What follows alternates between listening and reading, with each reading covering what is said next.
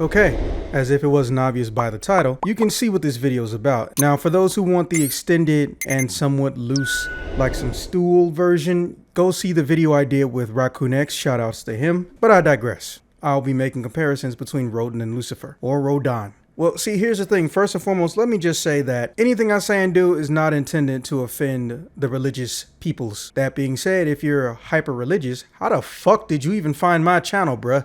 Seriously. Okay, let me take you guys back in time to Bayonetta 1. Now, a lot of us kind of sort of glanced over it because, well, Bayonetta documentary media is not necessarily congregated in an easy to find order if you live in North America. However, on top of that, we were all distracted by the fact that supposedly somebody in Bayonetta's crew killed Eggman in order to bring Rodin back from the dead, or I guess back from hell in this case. That was very, very fucking distracting. But here's something people still haven't learned. With the creation of Bayonetta 1 and Bayonetta 2, documentary books that contain DVDs, or I believe they were Blu-rays, gave us information about the construction of the characters and just the overall design and aesthetics and process that went into developing the game as well as the characters. They're called Bayonetta, the Eyes of the World, or Eyes of Bayonetta. But one of the things we learned is that it was openly stated that Rodin, at the time of Bayonetta 1 at least, was the most powerful character slash being in the series. However, that statement doesn't necessarily carry over to Bayonetta 2, but it is presumed that it is still the case in some way, shape, or form. Canonically speaking, it's never really clear if Bayonetta actually does get the Rodin weapons or the angelized weapons that you get for beating him in Bayonetta 1 or Bayonetta 2. But what is canonical is his abilities. He has the powers of a Lumen Sage, but he also practically has a fucking devil trigger. We don't know necessarily why, but Rodin has always been making weapons out of various things, whether it's halos or angelic energy or demonic souls and demonic energy. Most of the weapons in game he makes or he acquired. Some weapons don't even have a coherent story or logic behind how they came into existence or were given to the character that they were. Give you a brief example. Angel Slayer is a weapon exclusively to Jean. According to the actual data on it, it's a weapon that existed and was made not by Rodin. It's also considered the sister blade to a blade that's meant to slay demons. Who the fuck made that? And what did they make it for? Well, I know what you're gonna say. Duh, they made it for killing angels, dummy. Yeah, I get that. They made it for killing angels. What I'm saying is, who else has the ability to soulsmith? And I know that term doesn't come up a lot, but that's what I'm calling it, soulsmithing. We don't know. We're not even sure when Rodin would have learned this technique. But see, let me tell you what I think. See, Rodin's been around on the earthly realm possibly hundreds of years, and he's immortal, or at least at a bare minimum, he's considered to be everlasting. The only thing we know about him is that he's considered to be a fallen angel. Who else is considered to be a fallen angel? Lucifer. And I'm not talking about that Prada-wearing bastard on Netflix. Oh, I should get a term. Devil bunnies. Oh, no, Lucy fans. Lucifer, at least from what biblical myth I'm aware of, because boy has it been a long time since I read the Bible. However, I did recently read the Dead Sea Scrolls, which if you have any interest in anything relating to Bible myth, Bible lore, or just possible secrets, and I don't mean Da Vinci Code type stuff, I mean this shit looked like it was genuinely hidden and removed and edited out, look into the history of the Dead Sea Scrolls. Let me just do a little bit of parables real quick. Lucifer wanted to rebel, and his father cast him out, aka kicked him out of heaven, supposedly, for the most part, threw him into hell, correct? Rodin is from Paradiso, as far as we know, and I'll stress that, as far as we know. Rodin is from Paradiso, and he's barred from it. Think about it.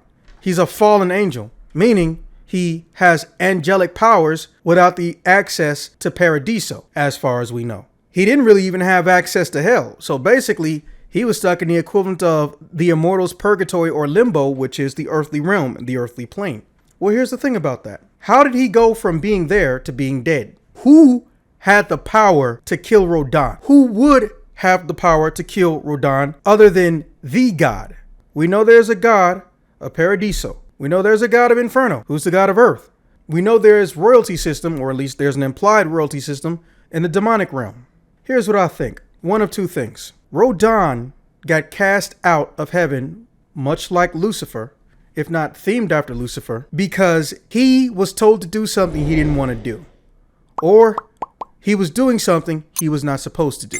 That's what I think. Balder was made an outcast for what he did, loving an Umbran witch. Rosa was permanently incarcerated for what she did, But of course, when there's a war, apparently they let her ass out, or she just escaped. It's not really clear, but based on the fact that she's still bound in chains and her whole entire body is fully covered, including the bondage looking chains, I'm assuming they let her out because, hey, we needed help and aid support for the war at that point in time. But let me ask you this. Did you notice that Baldur didn't get the title of Fallen Angel?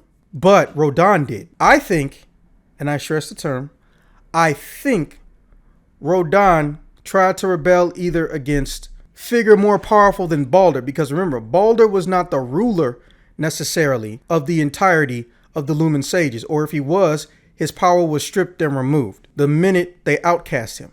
The way I see it, since Baldur figured out that he could sacrifice and convert souls into angels by self-sacrifice, aka suicide, I'm of the firm belief that soul smithing exists in this world. And I don't mean just demonic transmutation. I mean literal soul smithing.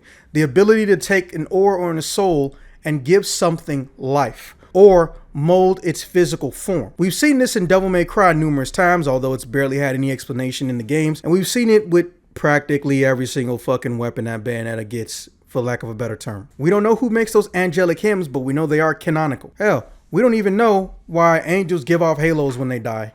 So follow me on a journey. Rodin rebels against whoever or whomever is in charge of Paradiso. But he realizes he can't kill them or hurt them, and they know he's immortal. They can't kill him, but they can hurt him. They bar him from his homeland. Basically, he's interdimensionally excommunicated. However, something else happens, and at some point in time, unbeknownst to Bayonetta, or soon afterwards of being murdered, Bayonetta helped Rodin come back from hell.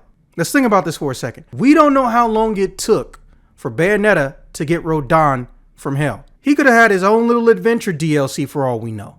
We don't know the full extent of his powers. All we know is that in the start of Bayonetta 1, something was able to fucking kill Rodin, who for all intents and purposes should have been an immortal or at least an everlast. Now, for those who aren't sure what an everlast or everlasting is, it's someone who will not die from natural causes, but they can be murdered. That means that there is something out there in this game that is more powerful than Rodin. They said Rodin was the strongest character in Bayonetta 1, but they tell us this right after we got a confirmation he died and is coming back from the dead. Doesn't that bother you guys a little bit? Make you think maybe there was some shit going on that we weren't told about? Makes me feel that way. And I think the reason Rodin is spending his days making these new weapons, with or without Bayonetta, because he was making them well before he met her, is simply due to the fact that he's trying to engineer some form of super weapon that can let him get back into Paradiso and put up a good fight against whoever sent him down, possibly his own father, God. Now, I know there is a general consensus that the Umbrans have access to hell and demonic powers, or rather, they don't go to hell until they die, but they have access to demonic powers. And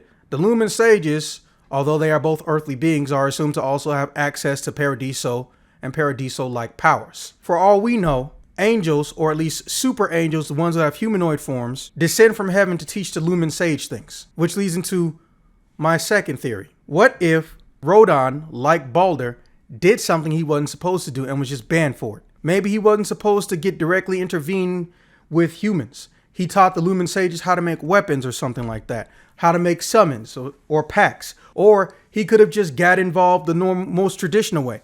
What if he fell in love with a mortal and it was forbidden? Which you think could be the possible best reason for Rodin, an basically interdimensional being capable of mass destruction single-handedly, as well as creating low caliber, high caliber weaponry, as well as possibly WMDs. Why do you think this motherfucker is just running a bar? Just running a bar and also crafting weapons. Reminder, theory 1, he's making these weapons because he wants to eventually create a weapon that can amplify his own powers enough to go and kill whoever kicked him out of Paradiso or whoever killed him in the first place. Option 2, he got kicked out because he did something he wasn't supposed to, and all he wants to do is find a way back, and he may need a special powerful weapon or accessory to get back there. Remember, Baldur isn't just a soul weaponsmith. We don't know how he's making those bracelets, but he make those good ass bracelets. Also, he wears them in most of the cutscenes you see him in, but a lot of people don't even realize it. Some of the actual bracelets and armlets and things that you get in game, he's wearing in cutscenes in both titles. So, with that being said, I've noticed that this doesn't get talked about too much. So I'm curious if you guys got any questions or possible theories and headcanon as to who killed and what killed Rodin. Is Rodin a Lucifer allegory? And theories on why he's even making weapons in the first place. Remember, he doesn't just make weapons exclusively for Bayonetta. In fact, Bayonetta just takes whatever she gets from him. Rodin does the crafting, Bayonetta does the using of the weapons. And on top of that, we're not even sure if she gets to keep them. It's implied, for lack of a better term, that some of them or most of them are temporary or rentals, with the exception of the 4 handguns she's using in both games. So the way I see it, weapons are meant to destroy and hurt, aka serve a purpose. And I just can't figure out for the life of me another reason for a nigh immortal super being with angelic and demonic powers to be making these weapons unless he's trying to kick someone's ass. Also, I'm curious, who the fuck do you guys think could have kicked his ass in the first damn place? All right, with that being said, this brings this video to a close, and I will see you guys when I see you guys.